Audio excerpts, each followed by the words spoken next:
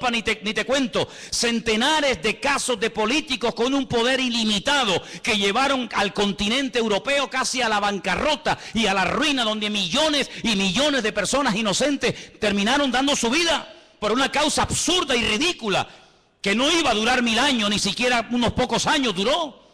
Por lo tanto, amados hermanos, dice la Biblia que en los últimos tiempos el enemigo intentará seducir, incluso dice que algunos, por haberse enfriado, por haberse apartado de la verdad, escucharán a espíritus demoníacos, espíritus engañadores, por tener cauterizada la conciencia. Hay gente que es muy sensible a lo que nunca tenían que ser sensibles, y muy duros a las cosas que no tenían que ser duros. Y hermanos, tienes que plantearte esto delante del Señor seriamente. ¿A qué eres tú sensible? ¿A lo que me dicen, a lo que no me dicen, a lo que me hablan, a lo que no me hablan, si vino, si no vino, si me llamó, si me saludó? No hay que ser sensibles a las tonterías. Hay que ser sensibles a la voz de Dios. El que tiene oídos para oír, oiga lo que el Espíritu Santo le dice a la iglesia.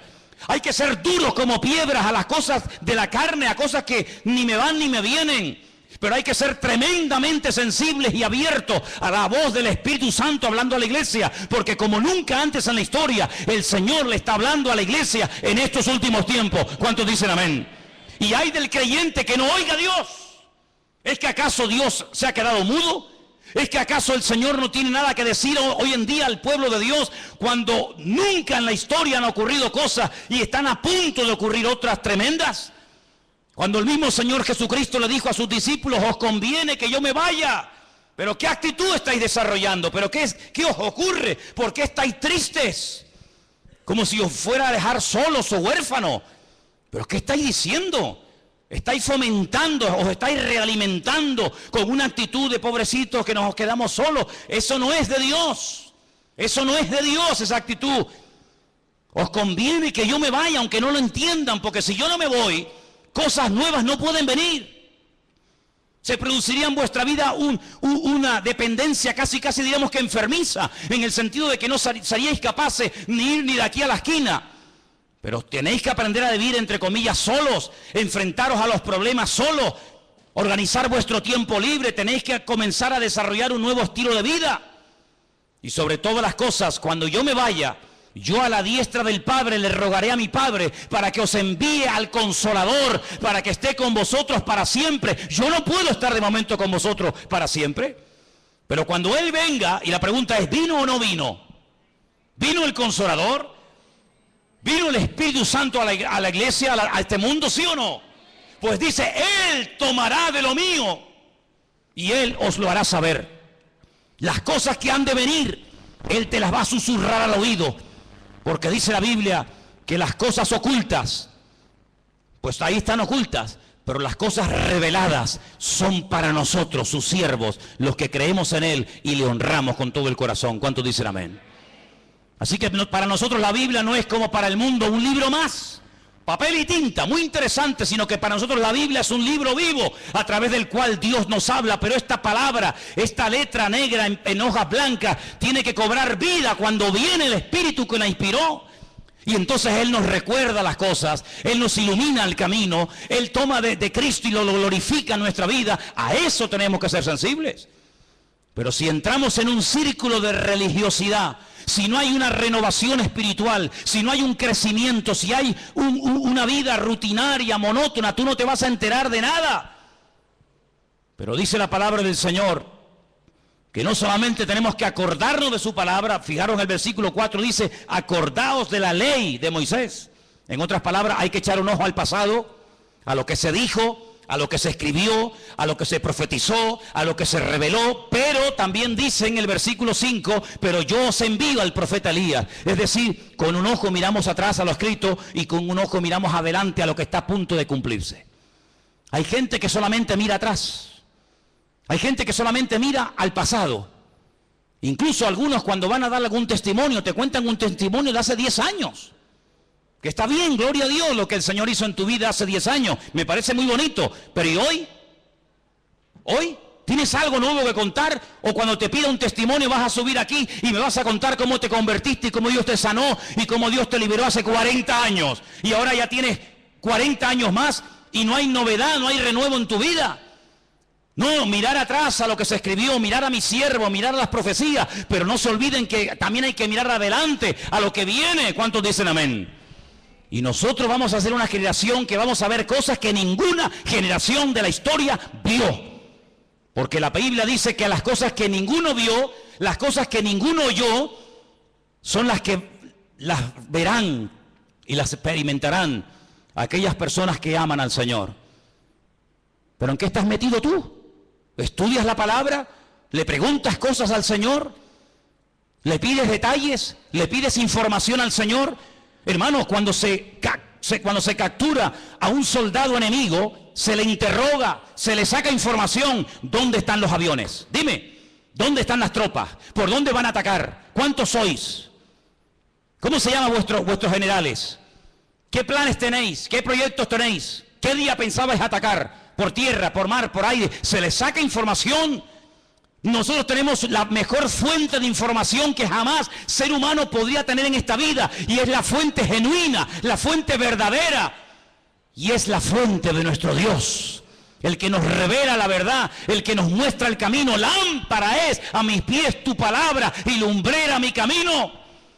Dice que es como una antorcha que alumbra en medio de las tinieblas, para que aquel día no os sorprenda como ladrón en la noche. Nosotros podemos saber quién será y quién no será el anticristo, hasta cómo se va a llamar, y cómo va a ser, y cómo va a hablar, y dónde va a vivir, y qué va a hacer, y dónde va a morir. Lo sabemos nosotros. ¿Por qué? Porque miramos a lo escrito, pero también miramos con suma cautela al futuro, porque sabemos que lo que se escribió se va a cumplir sí o sí en nuestros tiempos. ¿Cuántos dicen amén?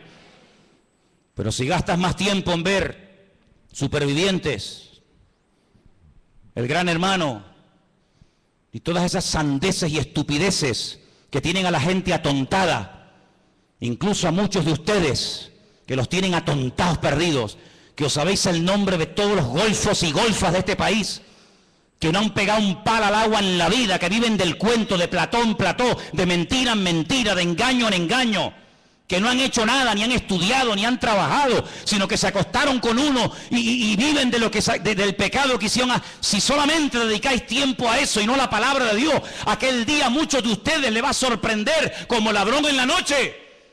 Pero el Señor dijo, ustedes no pueden ser así. Ustedes tienen que estar velando y orando para que el diablo no os sorprenda y para que no os quedéis sin aceite, sino que viváis renovados. Ahora, ¿qué ocurre con este pueblo? Entró en una actitud muy peligrosa y contagiosa. Dejadme que os diga algo. La salud no se contagia. Usted está sano y se junta un enfermo y su salud no contagia, no contagia en el buen sentido de la palabra a ningún enfermo. Y aquí tenemos un gran enfermero entre nosotros que nos lo podría decir, y tenemos hermanos que entienden de esto. Usted va a un hospital, usted está sano, no tiene ninguna enfermedad, no tiene ningún problema, su salud no se transmite a nadie. Pero cuidado, hay algunas enfermedades que si no tomamos medidas preventivas, sí nos pueden ellos contaminar a nosotros. ¿Sí o no? Es una cosa increíble, ¿no? Como una manzana podrida puede afectar a todo un saco y no todo un saco a una sola. Es increíble, pero es así. Pero Dios nos habla a través de lo natural para que entendamos cómo funciona también el mundo espiritual. Ahora fíjense qué curioso, esta gente entró en una actitud de queja. Y la queja es el cáncer del espíritu que mata la fe del pueblo de Dios. Cuanto más se queje, más oportunidades tendrá el enemigo para afectarle su fe, para desconectarle del Señor, para nublarle la visión, para sacar conclusiones equivocadas, para ver lo que no es y no ver lo que sí es. La queja es un pecado terrible que ha afectado a millones de seres humanos, pero lamentablemente de ministerios, de líderes de alabanza, de líderes de jóvenes y de creyentes en toda la faz de la tierra. Y a veces hablas con un creyente y habla exactamente igual que un inconverso, menos cuando entra al culto, que parece que se transforma y comienza en ese tiempito a comportarse como un cristiano, pero lo sacas del ambientillo y habla igual, se comporta igual, actúa igual, piensa igual, sus metas son exactamente iguales. ¿Por qué? Porque ha habido un cambio tal vez exterior, pero no ha habido un cambio, una transformación en lo más profundo de su corazón. Y quiero leerles un versículo en esta tarde que se encuentra en el libro de los Hechos. El libro de los Hechos, lo había apuntado por aquí. Un versículo muy interesante. Cuando Pedro está predicando su primer mensaje en el día de Pentecostés, en Hechos capítulo 2. Hechos capítulo 2.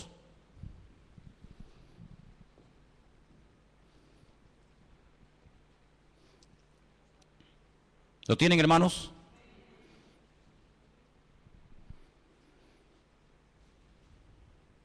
En Hechos capítulo 2 el apóstol Pedro se pone de pie y le dice a los creyentes que estaban en aquel lugar: ustedes lo que tienen que hacer es un cambio de actitud ya.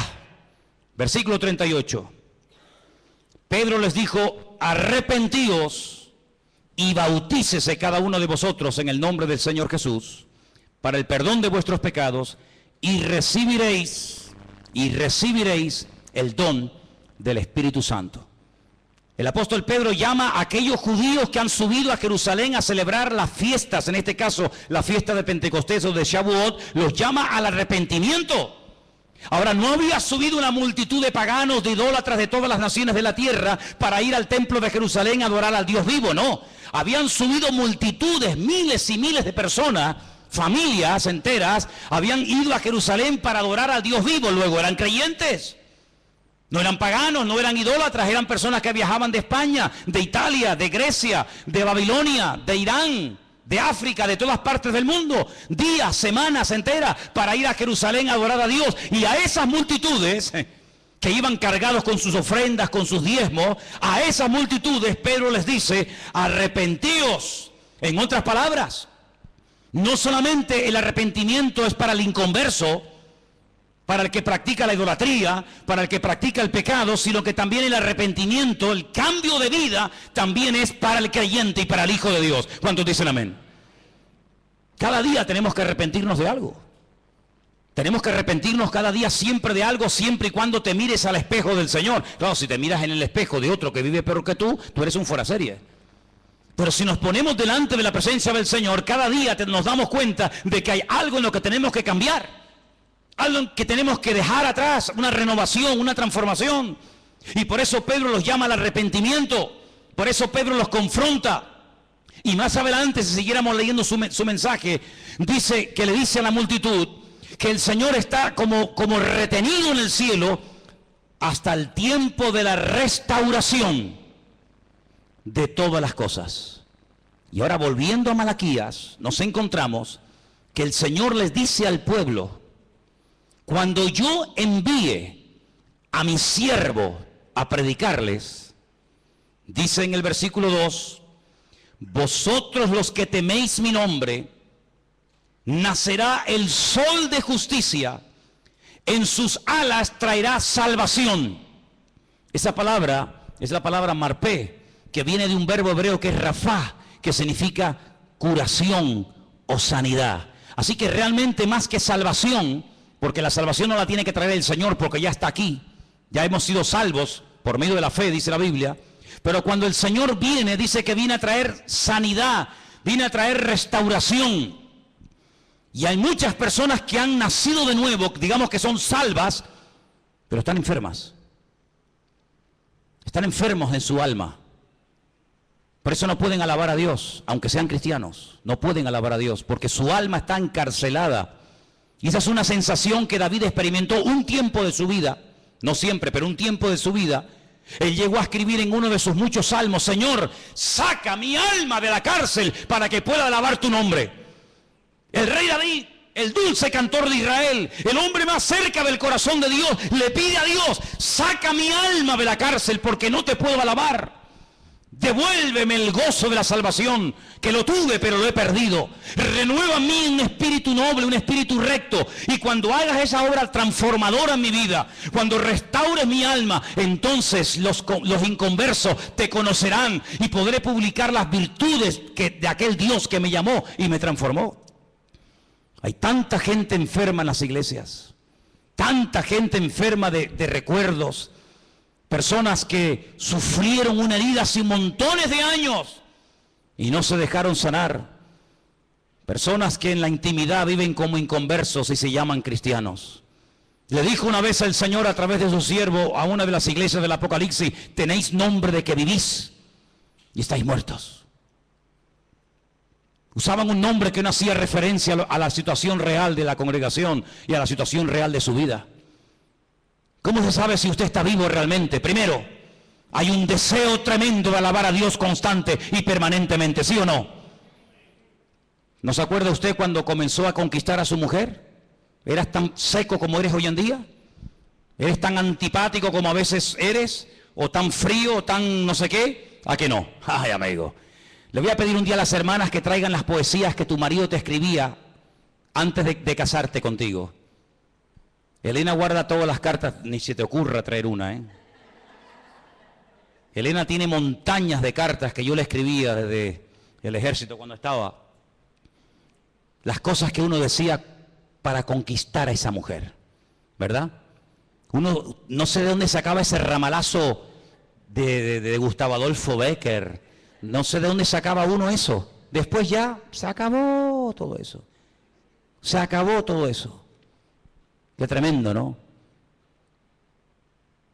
Pues eso es la primera característica de un cristiano que está vivo, que tiene ganas de alabar a Dios, porque está enamorado de ese Dios que le ha transformado la vida. Cuando un creyente no alaba a Dios, está enfermo. Está enfermo.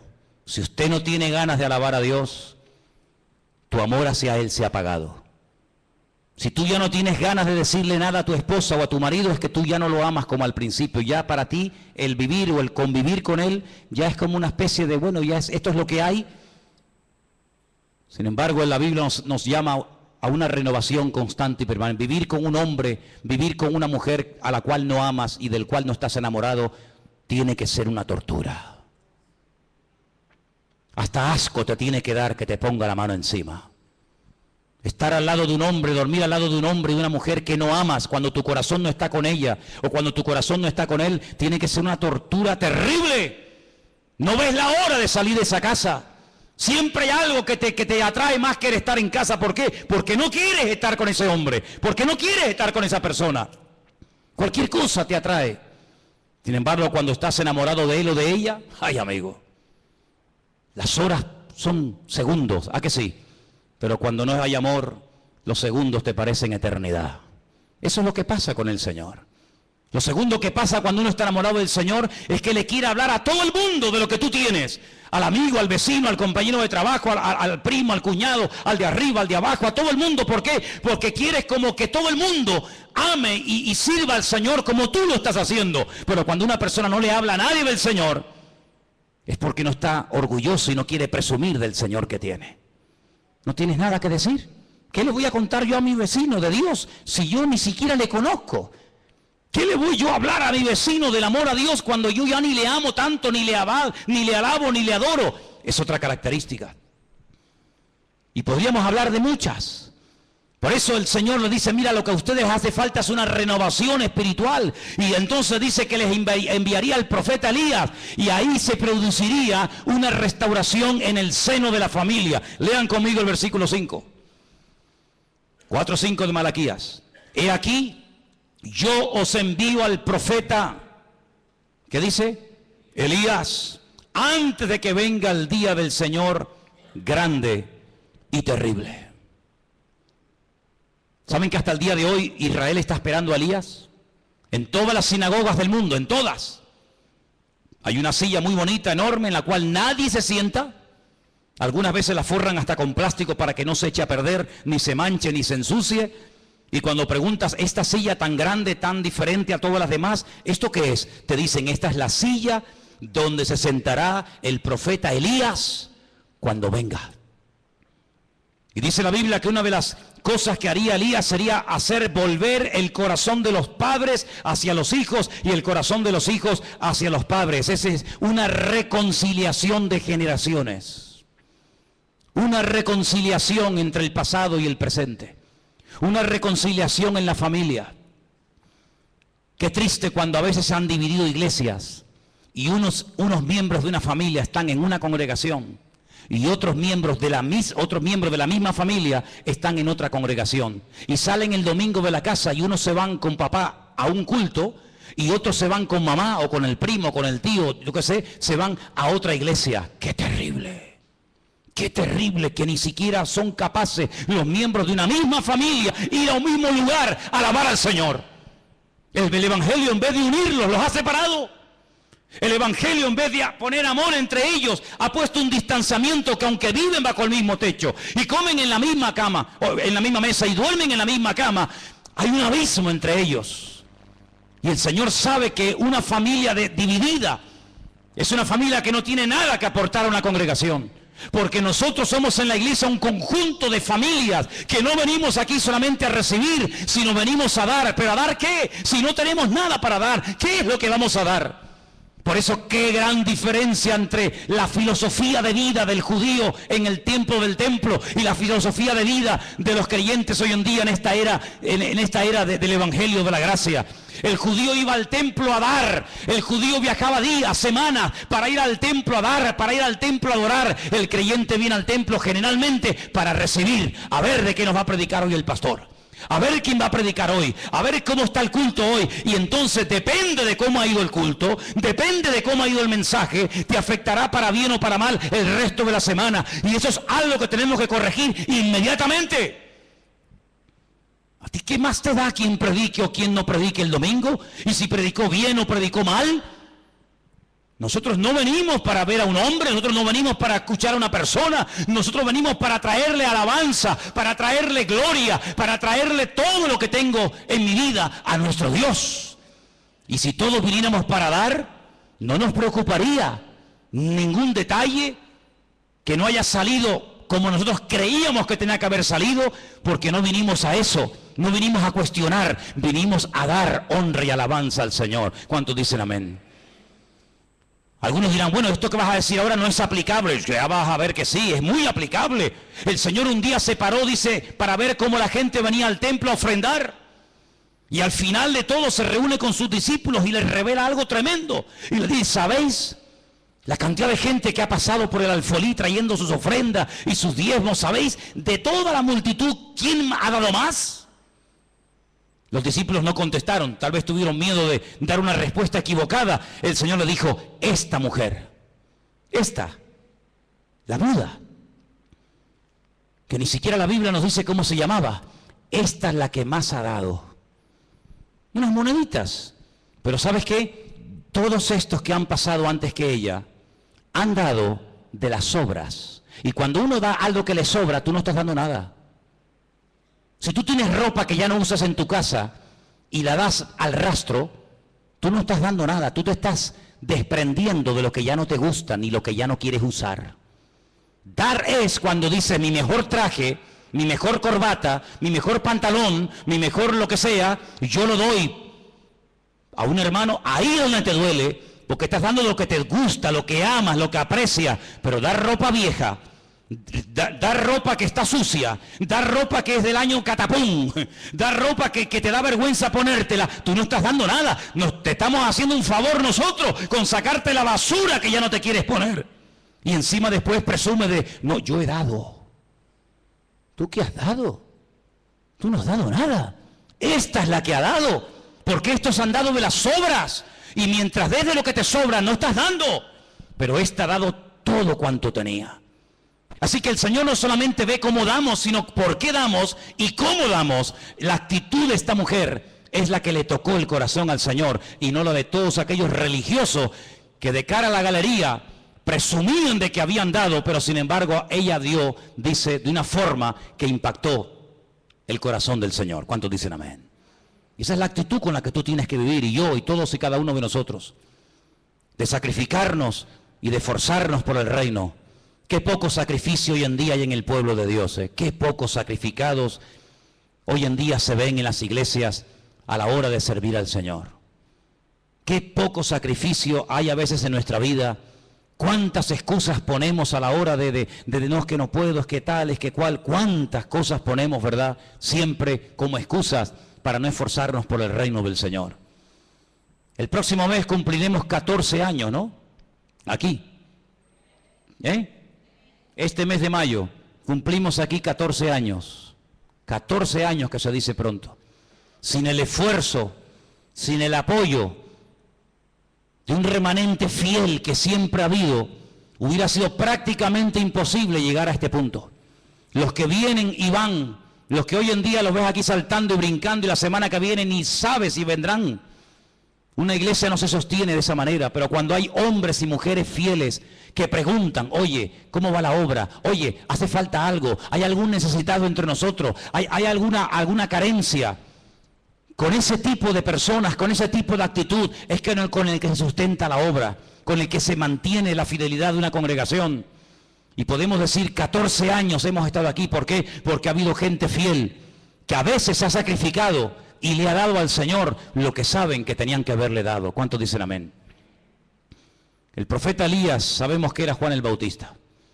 Un hombre que vino antes del Señor y aproximadamente durante un año trajo un ministerio de restauración, produjo una revolución, creó una expectativa en el pueblo de Israel, pero él siempre decía, yo no soy el que tiene que venir, yo solamente soy la voz de uno que clama en el desierto, pero el que viene detrás de mí, a ese es al que tenéis que oír y a ese es al que tenéis que escuchar. Pero antes, dejadme que os lleve al capítulo 3, verso 2, donde dice, ¿cómo será el día del Señor? Capítulo 3, verso 2 dice, ¿quién podrá soportar el tiempo de su venida? ¿Quién? ¿Quién podrá estar en pie cuando Él se manifieste? Cuando el Señor venga, toda la humanidad, aunque te cueste entenderlo, todos tendrán que ponerse de rodillas. Todos. Toda rodilla se doblará, dice la Biblia. Toda rodilla se doblará. Por eso dice aquí, ¿quién podrá estar en pie cuando Él se manifieste? Porque Él es como fuego purificador y como jabón de lavadores. Es decir, que el día del Señor será para lavar, será para quemar la escoria, será un tiempo de purificación. Pero al mismo tiempo, la venida del Señor, el día del Señor, en el capítulo 3, verso 17 dice lo siguiente para nosotros. Serán para mí un especial tesoro. Ha dicho el Señor de los ejércitos, en el día en el que yo actúe, los perdonaré como el hombre que perdona a su hijo que le sirve. Es decir, para uno será fuego devorador, fuego consumidor, pero para otros será el mejor día del mundo cuando el Señor venga con su presencia. Porque dejadme que os diga algo, en la primera venida el Señor lo hizo al revés. Es una cosa curiosa. En la primera venida el Señor no quitó el pecado. El Señor lo que hizo fue que condenó, venció, derrotó al pecado, pero no a sus consecuencias. Por eso la gente sigue muriendo de enfermedades, por eso siguen habiendo asesinatos, violaciones, secuestros, guerras. Pero si Él ya murió, si el diablo está vencido, pero lo hizo al revés. Las consecuencias se eliminarán, desaparecerán en su segunda venida. En el día del Señor, el pecado lo superó, pagó el precio de nuestros pecados con su primera venida, pero las consecuencias aún se siguen experimentando. El alma que pecare, esa morirá, dice la Biblia. Pero en su segunda venida, dice la Biblia, que las consecuencias del pecado se eliminarán. Por eso dice que ya nadie va a llorar más, nadie va a morir, nadie tendrá enfermedades. ¿Por qué? Porque su segunda venida será no solamente un tiempo de purificación y de bendición, sino que Él quitará toda maldición de la tierra. La palabra maldición, jerén, se puede traducir de dos formas, de un término polivalente, por destrucción o por maldición. Hasta el día de hoy las maldiciones hereditarias en los que aborrecen al Señor se siguen manifestando. Hasta el día de hoy el diablo sigue hurtando, matando y destruyendo, aunque está vencido. Pero en su segunda venida, cuando lo ate y tiempo más adelante lo echa al horno de fuego, dice la palabra de Dios que nunca más habrá maldición, ni muerte, ni traiciones, ni violaciones, ni asesinatos, ni enfermedades, ni despedidas, ni nada, sino que la obra del Señor será una obra totalmente completa. Ahora, en Nazaret, donde el Señor se crió, Él fue un día a la sinagoga y dice que lo invitaron a leer. Y él leyó la siguiente porción, si quieren venir conmigo, en Lucas 4:16. El Señor entra a la sinagoga de Nazaret y lee una porción muy interesante del profeta Isaías. Y dice lo siguiente, Lucas 4, versículo 16. vino a Nazaret, donde él se había criado, y en el día de reposo entró en la sinagoga conforme a su costumbre y se levantó a leer. Es decir, que el Señor entraba a la sinagoga y no pasaba desapercibida su presencia. Él participaba leyendo, orando, sanando. No vemos al Señor de una forma ahí oculto en la sinagoga, sino que cada vez que lo vemos en el interior de una sinagoga, lo vemos siempre haciendo algo. Y en este caso dice que se levanta ahora a leer, y se le dio el libro del profeta Isaías. Y habiendo abierto el libro, halló el lugar donde estaba escrito. Escuche, esta es la porción, qué bueno que lo tenemos en la Biblia, sabemos lo que él leyó ese día, y fue esto: el Espíritu del Señor está sobre mí, por cuanto me ha ungido para dar buenas nuevas a los pobres. Me ha enviado a sanar a los quebrantados de corazón, a pregonar libertad a los cautivos, vista a los ciegos, a poner en libertad a los oprimidos y a predicar el año agradable del Señor.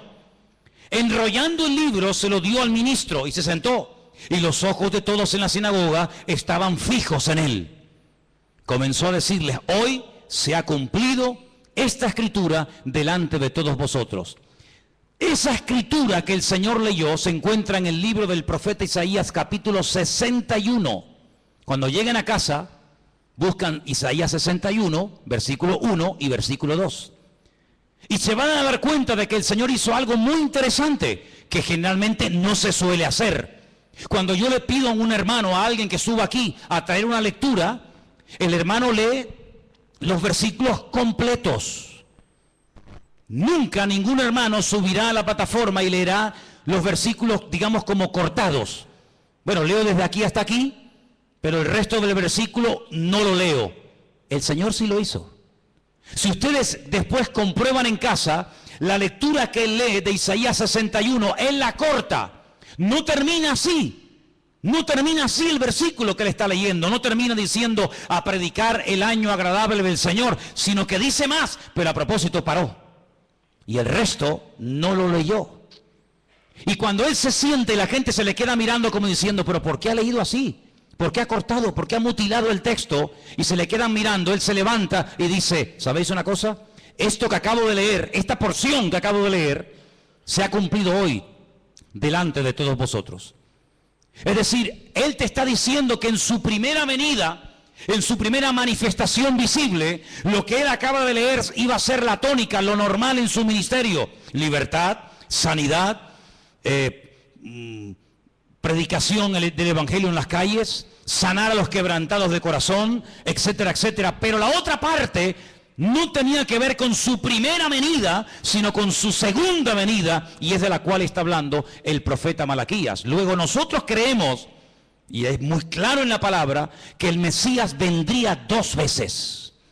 Una primera vez para cumplir con lo que hemos leído esta tarde, y una segunda vez, que es la que nosotros viviremos y experimentaremos y veremos, que tenemos que conocer los detalles y las cosas que van a ocurrir en su segunda venida.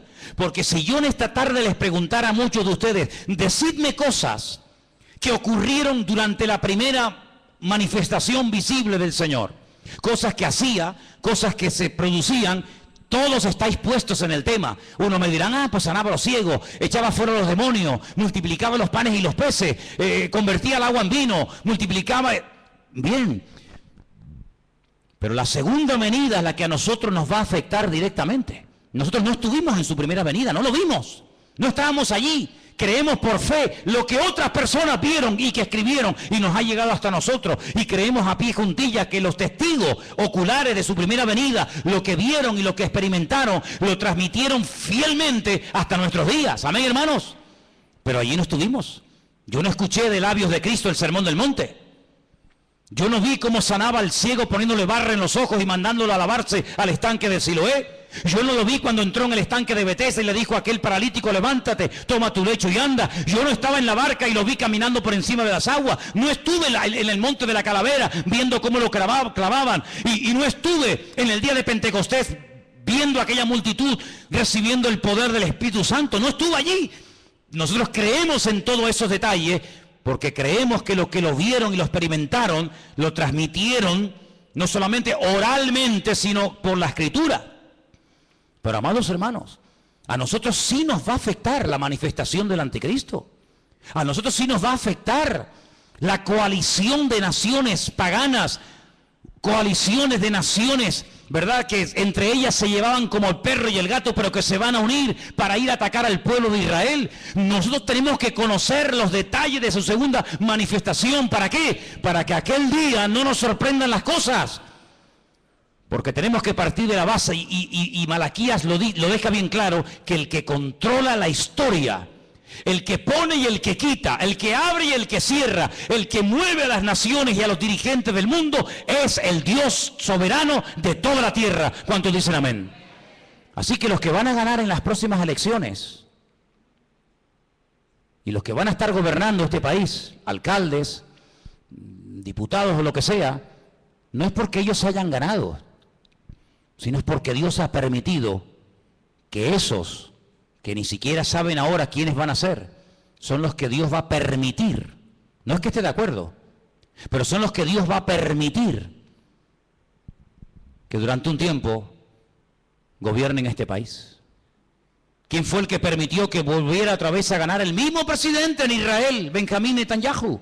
Nadie decía que iba a ganar, todo el mundo decía, esta vez no sale, esta vez no sale. ¿Quién es el que ha permitido eso?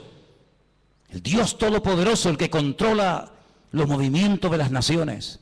Y Dios tendrá que poner a veces gobernantes terribles, terribles, injustos, depravados, ateos, que no aman a Dios ni a su palabra se someten. Dios permitirá que durante un tiempo estén ahí para que las profecías de la palabra se puedan llegar a cumplir, queridos hermanos. Pero tenemos que orar y no sorprendernos y no tener favoritismo ni inclinaciones a un lado o a otro lado, sino decir que se haga la voluntad del Señor.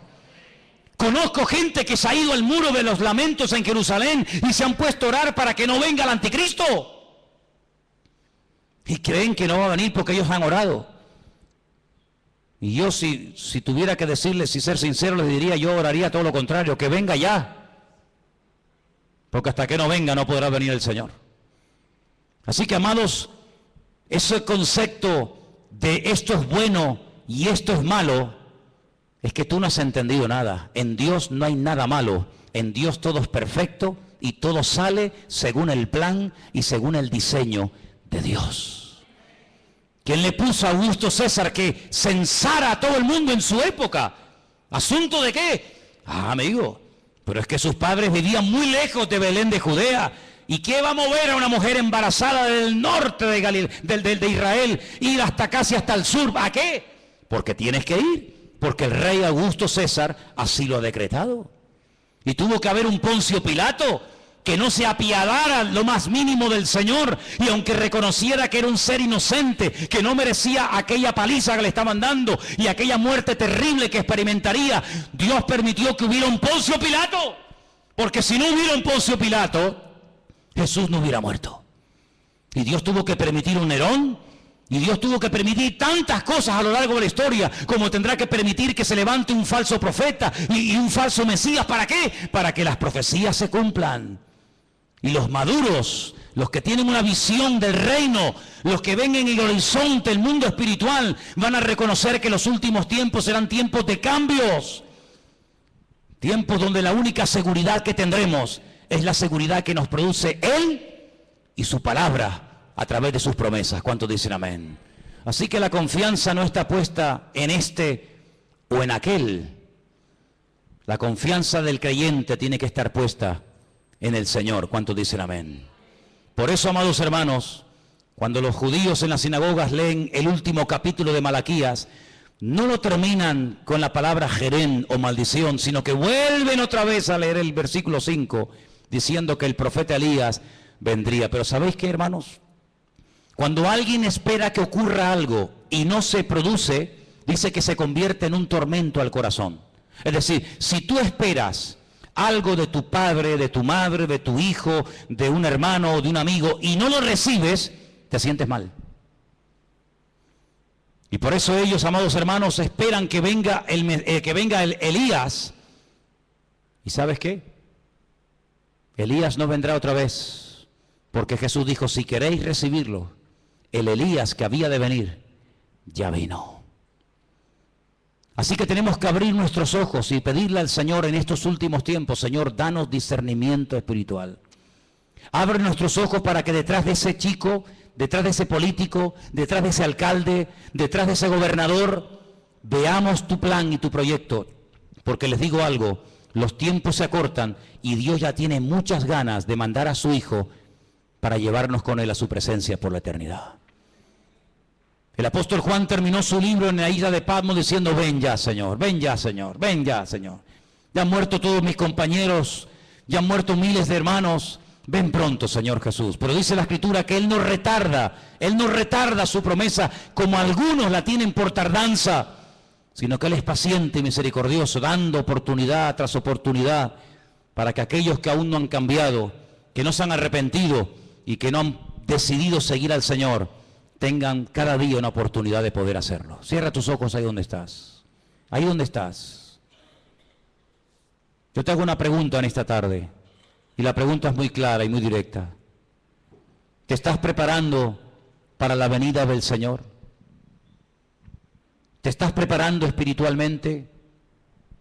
¿Estás preparando tu corazón, tu mente? ¿Te estás preparando para la venida, para el día del Señor?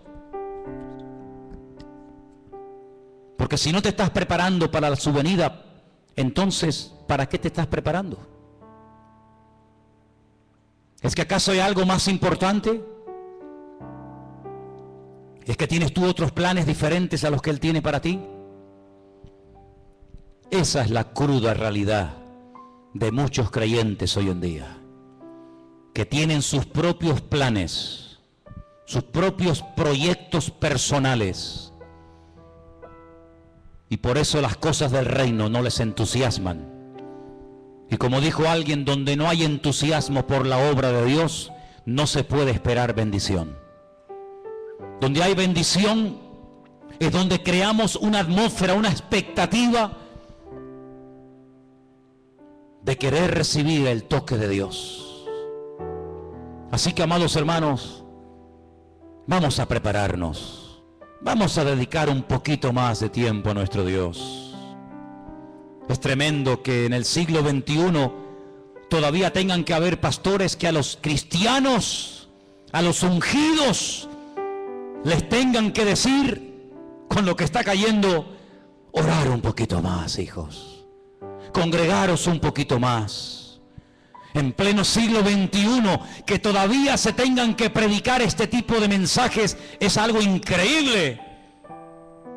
Si nuestros hermanos del siglo I nos vieran, si nuestros hermanos vieran cómo viven los cristianos de la última generación, seguramente se quedarían sorprendidos.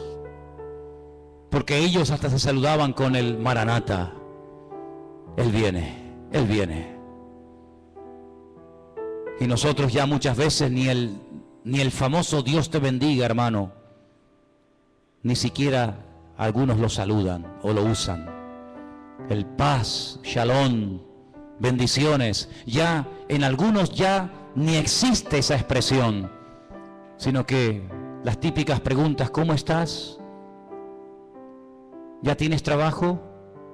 ¿Ya pudiste pagar el alquiler? ¿Cómo está tu niño? ¿Cómo le van los estudios? Qué diferentes somos, qué distintos somos. Pero, amados hermanos, los creyentes del siglo XXI, vamos a ver cosas que ningunos hermanos del pasado vieron. Profecías que durante miles de años han estado dormidas, comenzarán a cumplirse delante de nuestros ojos. Y solamente para aquellos hombres y mujeres que le aman y le sirven de verdad, solamente para ellos, la bendición de Dios les alcanzará. Algunos esperan que venga Elías, otros esperan que gane este partido o el otro, otros esperan que venga trabajo, otros esperan que ciertas y determinadas leyes se aprueben o no. Nosotros esperamos en Dios. Nosotros esperamos solamente en Él. Encomendamos a Él nuestro camino, confiamos en Él y Tú lo harás como Tú quieras, Señor. Te pedimos por el futuro de este país, Señor. Te pedimos por este país pagano, rebelde y soberbio. Te pedimos por este país que le ha dado las espaldas al Señor, al Creador del universo. Te pedimos, Señor, que desde la Casa Real hasta el presidente del gobierno y todas y cada una de las autoridades civiles y militares de este país se doblen delante del Señor y le pidan perdón por haber masacrado a millones de personas a lo largo de la historia en nombre de la religión. Te pedimos, Señor, que traigas un espíritu de arrepentimiento a España y que los líderes reconozcan que sin Dios este país no tiene remedio y esta nación nunca levantará cabeza hasta que le pida perdón a Dios, le pida perdón al pueblo de Dios, le pida perdón a Israel y se humillen delante del Señor y se desprendan de toda la idolatría que han fomentado y han mantenido durante siglos y siglos.